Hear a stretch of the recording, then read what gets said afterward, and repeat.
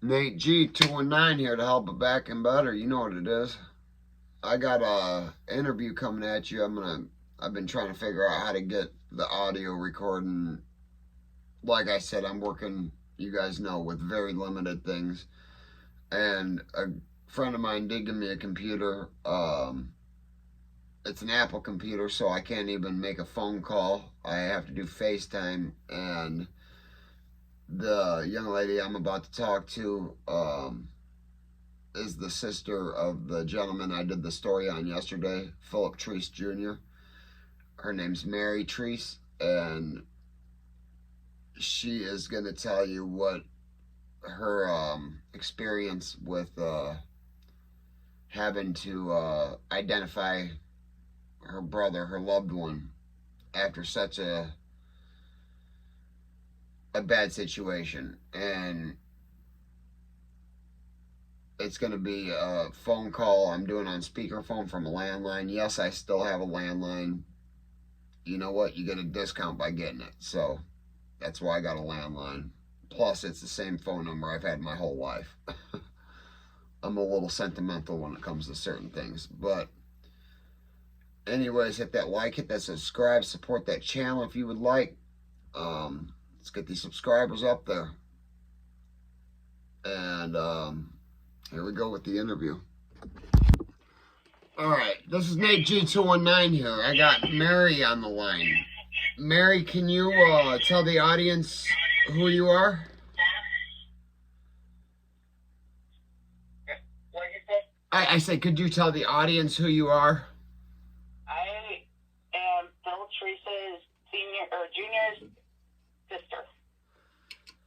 Okay, and Phil Treece is who I did a video on yesterday, guys. And Phil Treece and I went to school together, so unfortunately he had lost his life to the battle. A lot of us have lost our lives, our loved ones too, and she unfortunately had lost her brother. And she's gonna tell you today some of the horrors that she had went through. And I do apologize for getting the dates wrong yesterday. Okay. He had passed 5 days prior to when he was found. And Mary had to, unfortunately, be the person to identify the body. And Mary, can you just tell the audience your experience with this and what had perspired that day, that horrible day? I ID'd him? Yes, the day you had to ID him. I got a call from Lake County Coroners at 11:30 at night, asking me if I knew of Philip Treece, and I said, a junior, yes. And he said, okay, well, we need you to come up to Lake County Coroners and ID his body. I started freaking out on the phone. I kept saying what over and over again. My mother, which was his stepmother, took the phone. Listen to what the coroner just told me, and we had to set up a time to go to Lake County Coroners to ID his body. Now, with my mom being his stepmom, I had to do it all because I was his biological sister. And how old were you when this happened? Huh? How old were you when this happened? Hang on. 5 years ago, so I was 31. 31, so, and nothing like this ever changes or becomes distant in your memory. I've witnessed and seen things that feel like yesterday every day. Great. But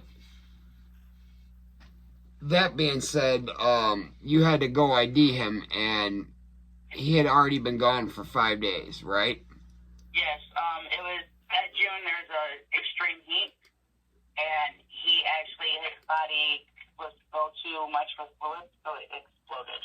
Like, not like blew pieces everywhere, but he blew up. Yeah.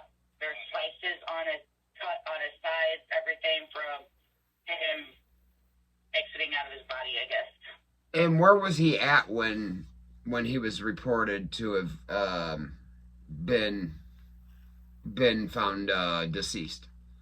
And Gary in a basement, and he was gone for these, as like you said, 5 days.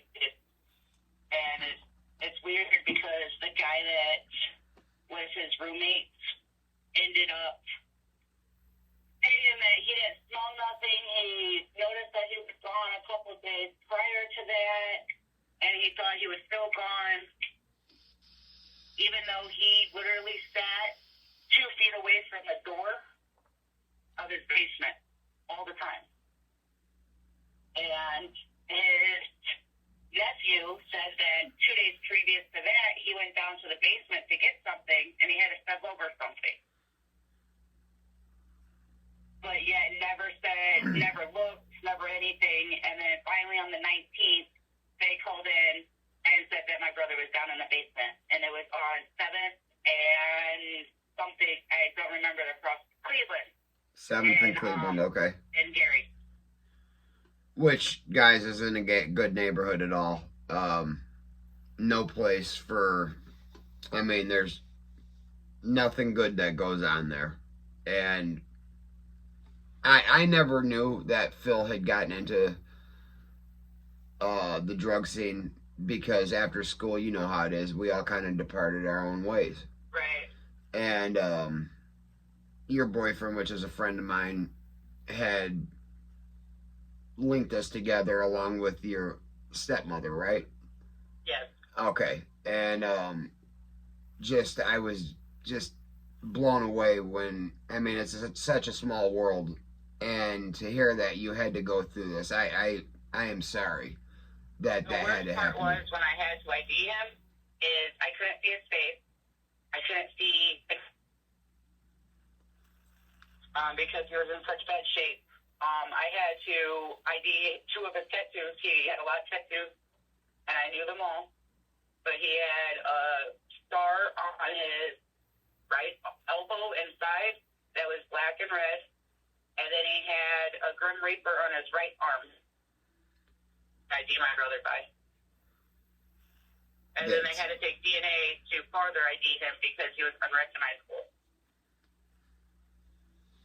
So you never got closure with saying goodbye or anything, and I wasn't. I mean, no, I wasn't allowed.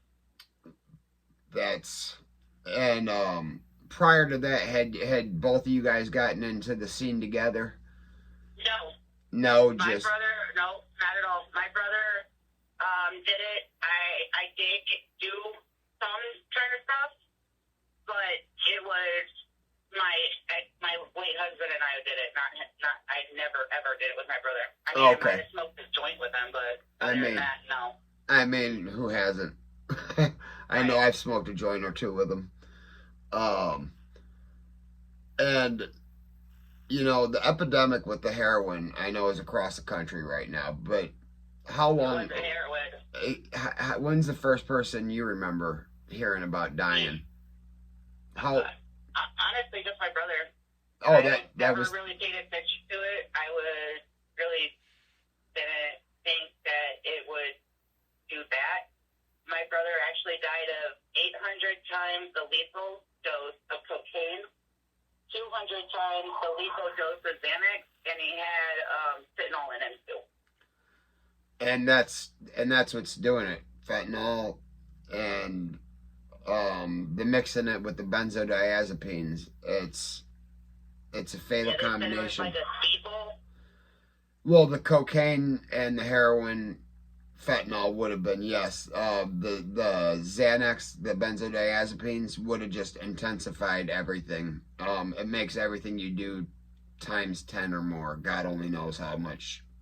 I've had a lot of bad experiences and seen a lot of bad experiences to that same combination.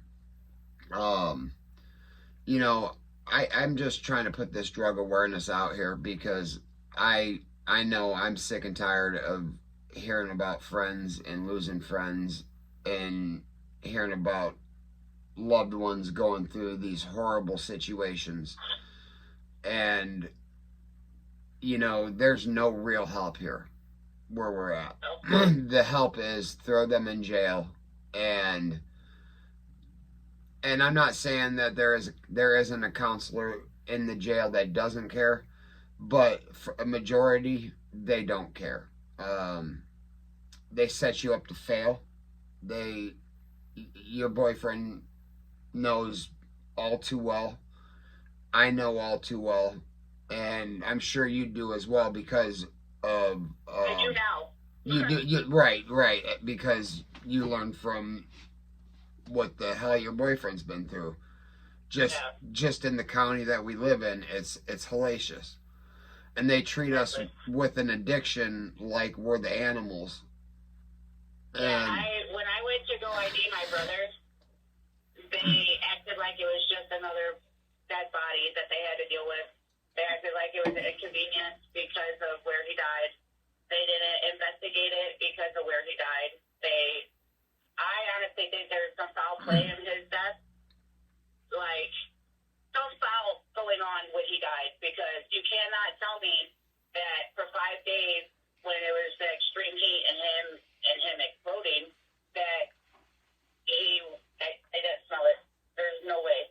No, and that's a smell that it starts pretty quick. I went after I ID'd my brother. I found out the address. I went there. I made it 5 stairs down to the basement, and I was sick by the smell. I couldn't stand it. And that was after my brother was already removed out of that house. Man, now can I ask, was that house an abandoned house, or did it have electricity and everything?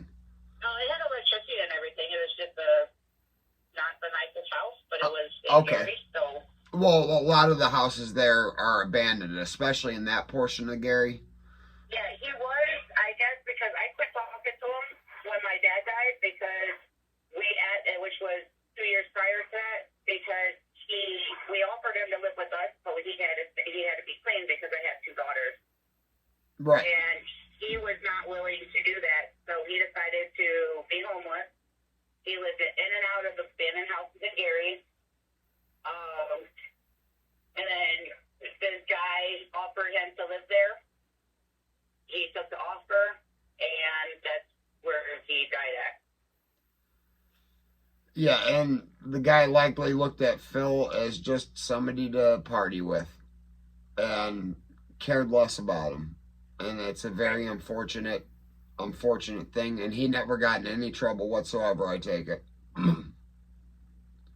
he did not. It was just another druggie that died. They didn't get too rat's butts about anything that happened. And I tried talking to the police department. I tried talking to everybody, and they said it was just him taking drugs. That's what killed him. Yeah, and my personal experience with the Gary Police Department, especially being a white guy, having been addicted, they do not care. We're just a burden to them. So, yeah.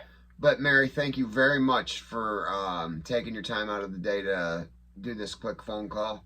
I'm going to put together a video, and you'll see something either tonight or tomorrow, and I'll let you know before it's released. Okay, thank you so much. Thank you. Bye. All right, guys. That being said, I mean, like I told you yesterday, Phil Treece Jr. was such a kind-hearted soul. He, as you heard, didn't even want to burden his family with his addiction. Unfortunately, his addiction had him. And he thought he had friends, and he didn't. And there's no repercussions for the people that are allowing this to go on. And the only repercussion would have been had he got caught middlemaning a drug deal to support his own habit, he would have went to prison. And, who knows, that may have saved his life. I can't say, I just know it saved my life. And damn, do I wish I'd had a chance to talk to Phil, and none of it's worth it, man. None of it's worth it. It hurts. And yeah, you see, I do have a couple drinks here and there. But as far as that crap, that's long gone, long out of my life. But it's right around the corner, and I know so many people that get off of it, and they figure they can do it once and gone. So that being said, guys, hit that like, hit that subscribe, support the channel if you would like, please. Try and get them subscribers up to 1,000 and beyond. You guys never forget life's choices, and also, if they ain't hating it, you ain't making it.